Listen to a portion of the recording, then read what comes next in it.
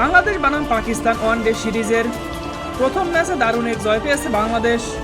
প্রতিপক্ষকে ৮ উইকেটে হারিয়ে সিরিজের শুভ সূচনা করে টাইগাররা। ম্যাচটি দেখতে গ্যালারিতে উপস্থিত ছিলেন প্রধানমন্ত্রী কন্যা জাইমা রহমান। প্রথমে ব্যাট করতে নেমে পাকিস্তান বাংলাদেশের বোলিং তোপে মাত্র 30.4 ওভারে 114 রানে অল আউট হয়ে যায়। তরুণ পেসার নাহিদ রানা দুর্দান্ত বোলিং করে একাই 5 উইকেট শিকার করেন। তাকে ভালোভাবে সহায়তা করেন অলরাউন্ডার এবং দলের অধিনায়ক মেহেদী হাসান মিরাজ, যিনি নেন 3টি উইকেট। জবাবে ব্যাট করতে নেমে খুব সহজেই লক্ষ্য ছুঁয়ে ফেলে বাংলাদেশ।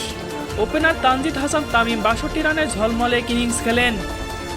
তার ব্যাটে ভর করে মাত্র 15.1 ওভারে জয় নিশ্চিত করে টাইগাররা। ম্যাচ চলাকালে গ্যালারিতে বসে খেলা উপভোগ করেন ব্যারিস্টার জাইমা রহমান। বাংলাদেশের জয়ের মুহূর্তে তাকে হাততালি দিতে দেখা যায়, যা গ্যালারি দর্শকদের উচ্ছ্বাস আরও বাড়িয়ে দেয়।